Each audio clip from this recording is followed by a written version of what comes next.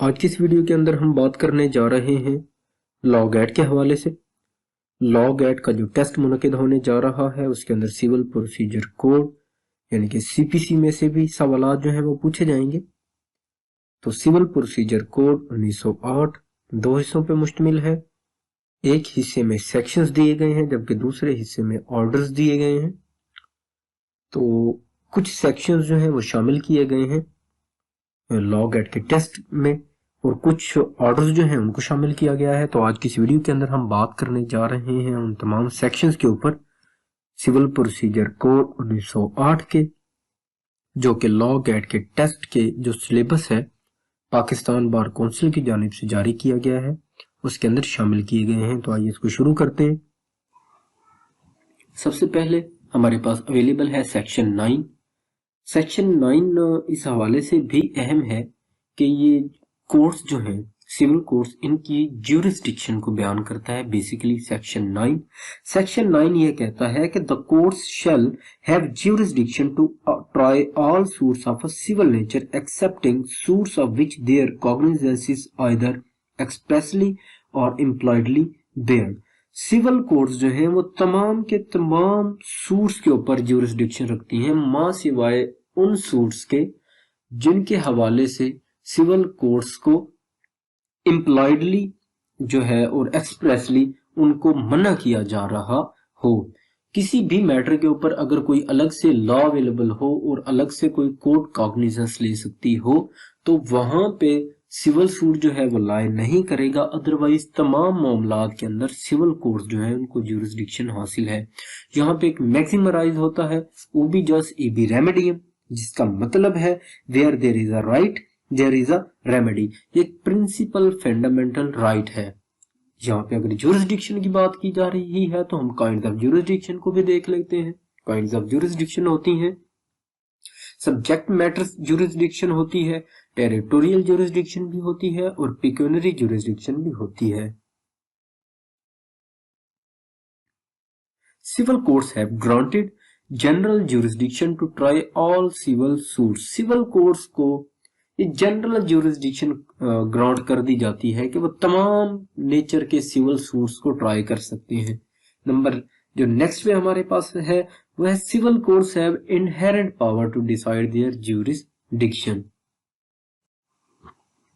Next हमारे पास जो सेक्शन अवेलेबल है जो लॉग एड के कोर्स के अंदर वो है सेक्शन 10 स्टे ऑफ सूट। तो सेक्शन 10 हमें ये कहता है कि no court shall proceed with the trial of any suit in which the matter in issue is also directly and substantially in issue in a previously instituted suit between the same parties। Section 10 ये कहता है कि अगर कोई भी suit जो है दो पार्टीज के माबैन पहले किसी कोर्ट से डिसाइड हो चुका हो तो ऐसी सूरत में दोबारा से उसी सब्जेक्ट मैटर के ऊपर पार्टीज जो है वो केस दायर नहीं कर सकती, या फिर किसी भी competent jurisdiction of the court जो रखती हो, ज्यूरिसडिक्शन कॉम्पिटेंट ज्यूरिसडिक्शन रखती हो कोर्ट, उसके अंदर अगर मामला उसी सब्जेक्ट मैटर के हवाले से उन्हीं पार्टीज के माबैन अगर मौजूद हो फैसले के लिए तो ऐसी सूरत में नई जो कोर्ट के अंदर उसी सब्जेक्ट मैटर पे कोई भी सूट जो है वो दायर नहीं किया जा सकता। तो इस हवाले से सेक्शन 10 बड़ा वाज़ेह है। ये रेस सब्जुडाइज जो है प्रिंसिपल इसको यहाँ पे ये पैदा करता है, ये अप्लाई करता है। तो सेक्शन 10 के हवाले से कुछ कंडीशंस भी हैं जो कि लागू होती हैं। वो ये है the matter in issue in both suits must be same. अगर जो मैटर इन इशू है ये सेम हो तो सेक्शन 10 अप्लाई होता है। Previous suit must be instituted in competent jurisdiction of court. Previous suit जो है वो इंस्टीट्यूट किया गया था जो वो कॉम्पिटेंट ज्यूरिसडिक्शन ऑफ कोर्ट के अंदर किया गया हो। Number next, both the suits must be between same parties और both the parties must be litigant in same title। अगर ये कंडीशंस कोई भी सूट फुलफिल कर रहा हो तो ऐसी सूरत में रेस सब्जुडाइस या रेस सब्जुडिकाटा जो है वो प्रिंसिपल अप्लाई हो जाएगा। और जिसका मतलब ये है कि ऐसी सूरत में ये जो नया सूट किसी भी पुराने सब्जेक्ट मैटर के ऊपर या ऐसा सब्जेक्ट मैटर जिसके ऊपर पहले से केस चल रहा हो या पहले से केस चला हो कॉम्पिटेंट कोर्ट के अंदर और वहां से फैसला आ चुका हो तो नया उसी सब्जेक्ट मैटर के ऊपर आप केस फाइल नहीं कर सकते। सेक्शन 10 बेसिकली ये है, लेकिन यहाँ पे एक्सप्लेनेशन दी गई है, the pendency of a suit in a foreign court does not preclude the courts in Pakistan from trying A suit founded on the same cause of action. अगर सेम कॉज ऑफ एक्शन के ऊपर foreign court के अंदर भी कोई suit जो है वो दाखिल किया गया हो, जबकि वही अगर सूट जो है सेम कॉज ऑफ एक्शन के तहत पाकिस्तान में दायर किया जाएगा और पाकिस्तान की कोर्ट उसके ऊपर जुरिस्डिक्शन भी रखती हूँ, तो ऐसी सूरत में सेक्शन 10 उस केस पे अप्लाई नहीं होगा। नंबर नेक्स्ट हमारे पास अवेलेबल है सेक्शन 11 रेस जुडिकाटा। सेक्शन 11 का जो क्रक्स है वो ये है कि कोई भी कॉम्पिटेंट कोर्ट जो है अगर किसी मखसूस सब्जेक्ट मैटर के ऊपर फैसला दे देगी तो ऐसी सूरत हाल के बाद उस मखसूस सब्जेक्ट मैटर के ऊपर दोबारा से प्लेंटिफ नया दावा जो है वो दायर नहीं कर सकता। ऐसी सूरत हाल के अंदर सेक्शन 11 जो है वो अप्लाई होता है, जिसका प्रिंसिपल है रेस जुडिकाटा। तो मुख्तसर अल्फाज में सेक्शन 11 रोकता है किसी भी मखसूस ऐसे सब्जेक्ट मैटर के ऊपर दोबारा से लिटिगेशन को जिसका जो फैसला है पहले किसी कॉम्पिटेंट कोर्ट ऑफ जुरिस्डिक्शन के अंदर हो चुका हो। नंबर नेक्स्ट हमारे पास अवेलेबल है section 12 bar to further suit. Section 12 भी ये बार लगाता है प्लेंटिफ के ऊपर। प्लेंटिफ को रोका जाता है किसी मखसूस अगर कॉज ऑफ एक्शन के ऊपर पहले किसी कोर्ट से फैसला आ चुका हो बिटवीन द पार्टीज उस कॉज ऑफ एक्शन के ऊपर, तो उसी सेम कॉज ऑफ एक्शन के ऊपर दोबारा से प्लेंटिफ जो है वो नया दावा दायर नहीं कर सकता। सेक्शन 12 ये कहता है। तो आगे इसका बड़ा मशहूर सेक्शन 12 सब सेक्शन 2 है। अक्सर जो कोर्ट की लैंग्वेज में इसको 12(2) की दरख्वास्त भी बोला जाता है। तो ये कहता है कि where a person challenges the validity of a judgment, decree और order on the plea of fraud, misrepresentation और want of jurisdiction, he shall seek his remedy by making an application to the court which passed the final judgment, degree or order and not by a separate suit। तो section 12(2) जो है इसकी एक application दी जाती है court के अंदर। Section 12 sub section 2 ये कहता है कि जहां पे किसी शख्स को एतराज हो किसी फाइनल जजमेंट के हवाले से या कोई डिग्री कोर्ट ने पास की हो या कोई ऑर्डर कोर्ट ने पास किया हो, तो उसके खिलाफ 12(2) की एप्लीकेशन दे के एप्लीकेंट उस जो जजमेंट है या जो डिग्री है जो पास की गई है कोर्ट की जानिब से उसको कैंसिल करवा सकता है on the plea of fraud या मिसरिप्रेजेंटेशन। वो प्ली लेगा कि यहाँ पे इस डिग्री के अंदर फ्रॉड हुआ है, जो पार्टीज हैं इन्होंने किसी बात के ऊपर फ्रॉड किया है या मुझे मिसरिप्रेजेंट किया गया और मेरी जगह पे जनाब इन लोगों ने खुद ही केस जो है वो सूट फाइल करके और मेरी गैर मौजूदगी के अंदर जो है इन्होंने आपस में मुका करके तो ये सूट जो है फ्रॉड के जरिए से इन्होंने डिग्री या जजमेंट ले ली है, तो लिहाजा इसको कैंसिल किया जाए। तो इस तरह से जो है वो सेक्शन 12 सब सेक्शन 2 के तहत एप्लीकेशन दे के तो उस जजमेंट या डिग्री को जो भी कोर्ट से जारी की गई हो उसको कैंसिल करवाया जा सकता है। तो यहाँ पे बड़ा अहम नुक्ता है, fraud vitiate all proceedings. Fraud की सूरत में तमाम की तमाम प्रोसीडिंग्स जितनी भी हुई होंगी तमाम की तमाम विशिएट कर जाएंगी।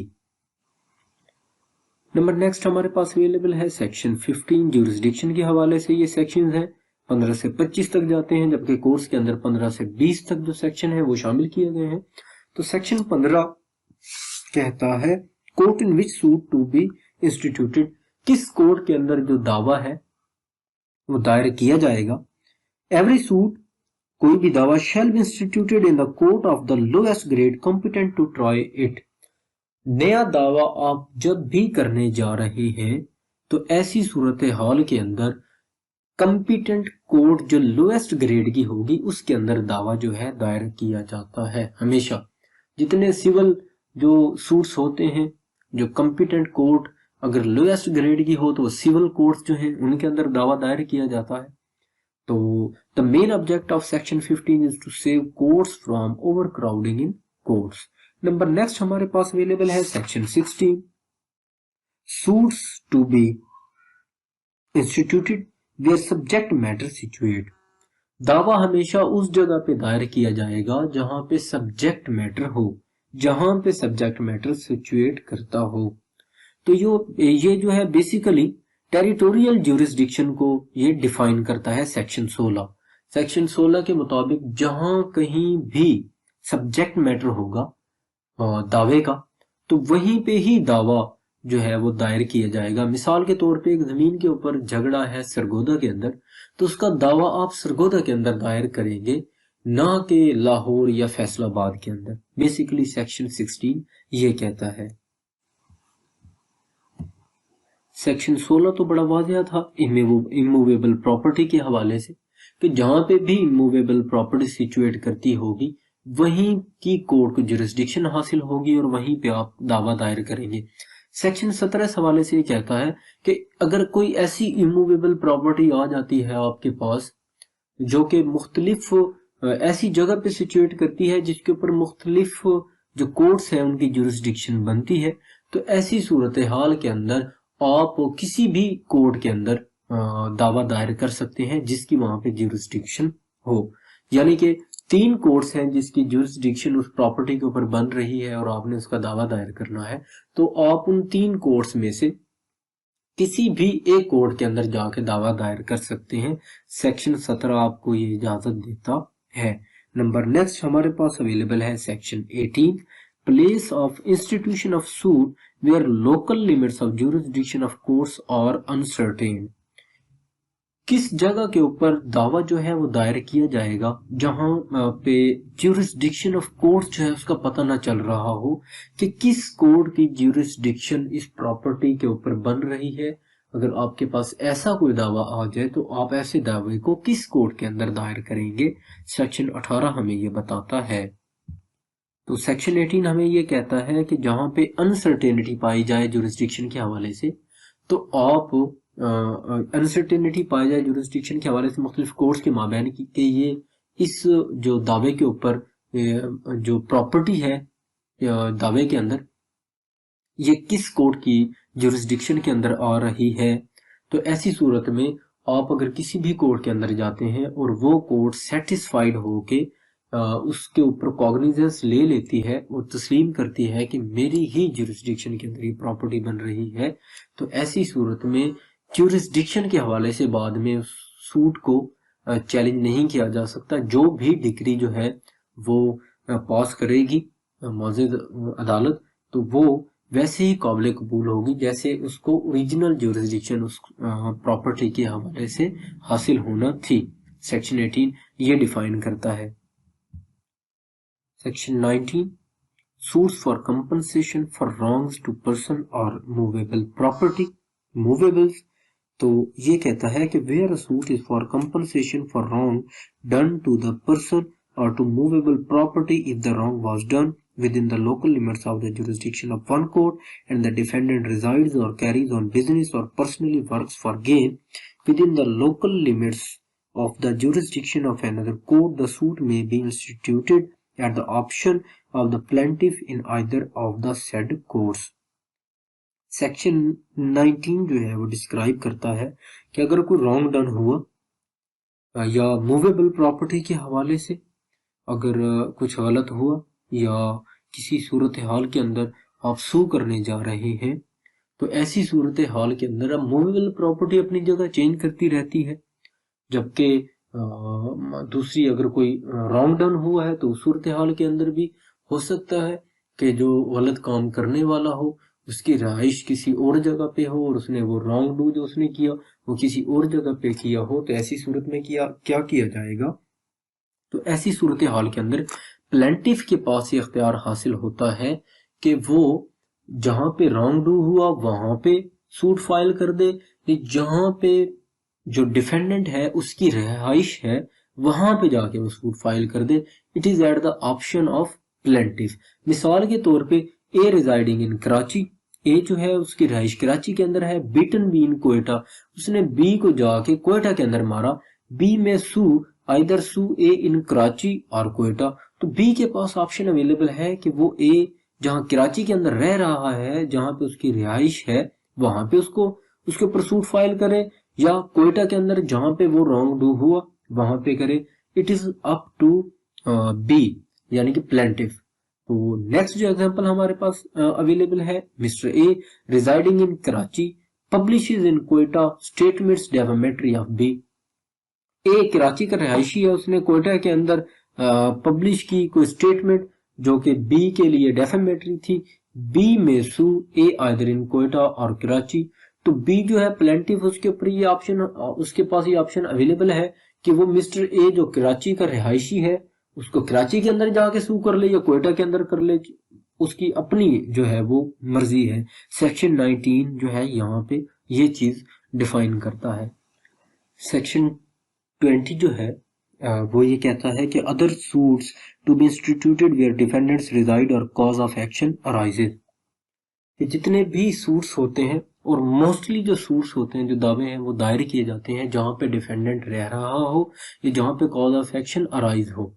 तो सेक्शन 20 इस हवाले से बड़ा वाज़ेह अंदाज में ये अल्फाज में ये कहता है कि जितने भी सूट्स होंगे, पीछे वाले सेक्शंस को छोड़ के जितने भी सूट्स होंगे जहां पे डिफेंडेंट रह रहा हो, यानी कि मोस्टली जहां पे डिफेंडेंट रह रहा हो या जहां पे कॉज ऑफ एक्शन अराइज हो, सूट हमेशा वहीं पे फाइल किया जाता है। सेक्शन हमारे पास आगे 47 अवेलेबल है, questions to be determined by the court executing decrease.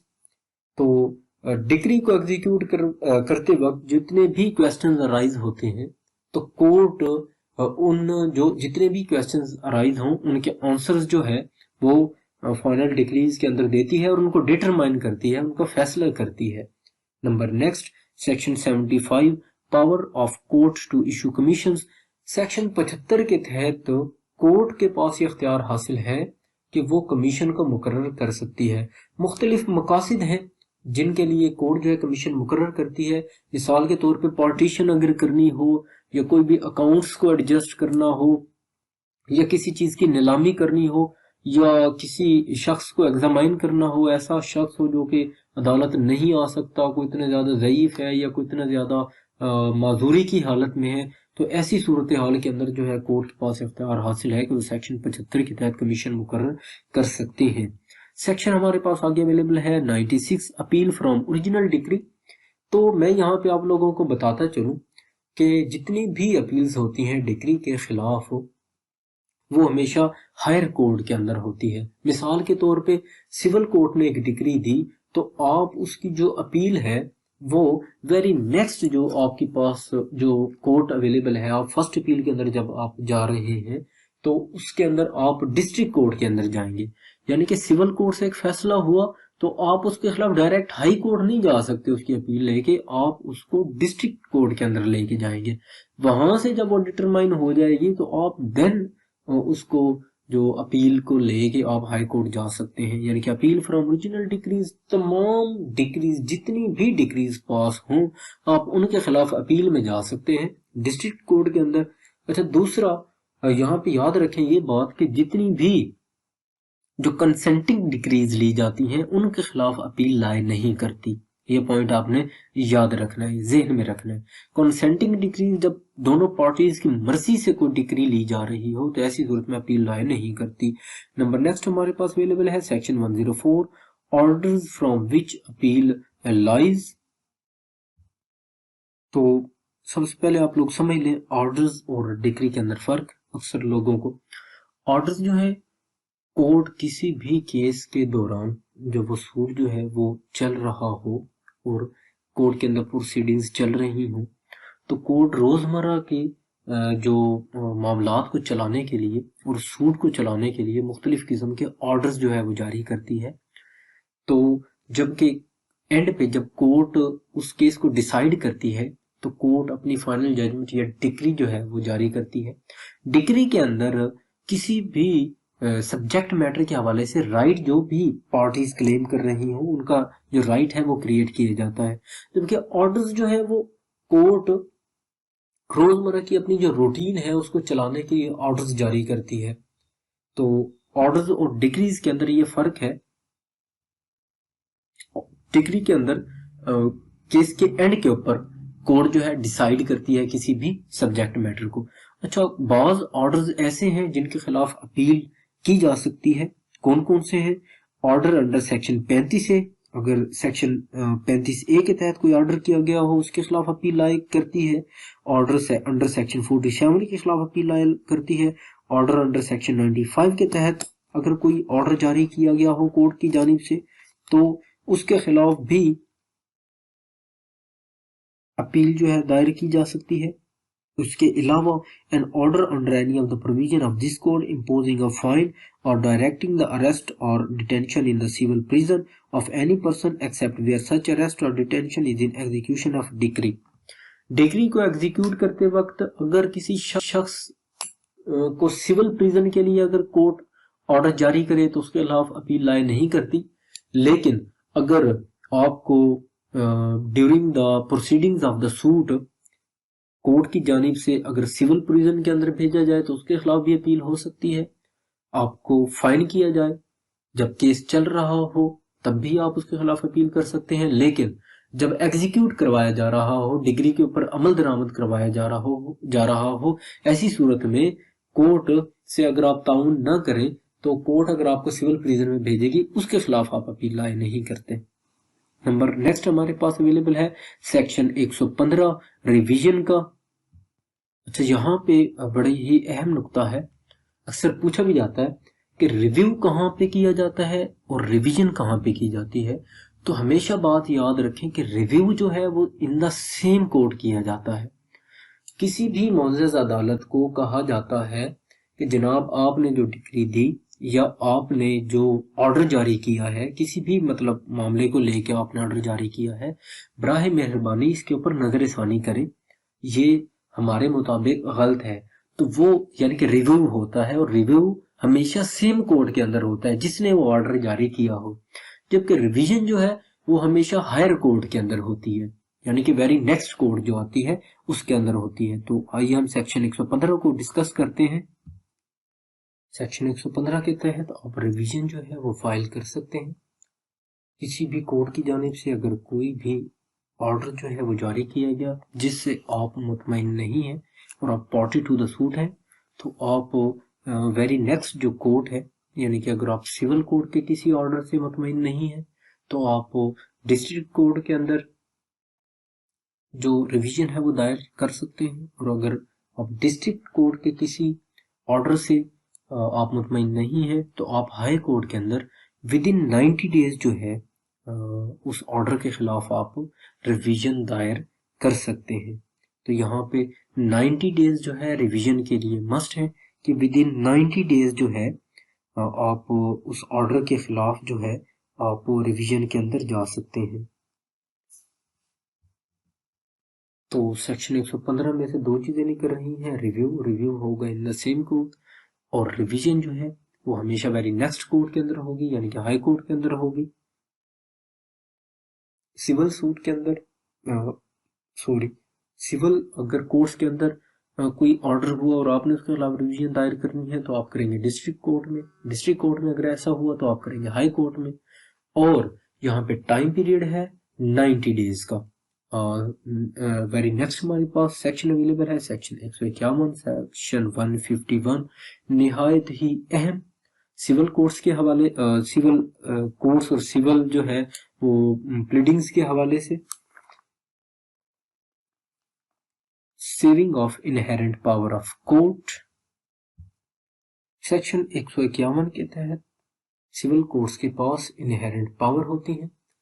Section basically 151 के थ्रू ही, इसी की वजह से ही सिविल जो लॉ है उसको मदर ऑफ ऑल लॉ और सिविल कोर्ट्स को मदर ऑफ ऑल कोर्ट्स बोला जाता है कि जहां पे कोई भी रेमेडी अवेलेबल ना हो वहां पे जो है वो सिविल कोर्ट से रेमेडी ली जा सकती है। और जहां पे कोई भी सूरत हाल जो है इस हवाले से नजर ना आ रही हो, कोई भी रेमेडी आपके पास अवेलेबल ना हो, तो एंड्स ऑफ जस्टिस और to prevent abuse of the process of the court of जो है वो सेक्शन 151 को कोर्ट अप्लाई करके रिलीफ दे सकती है।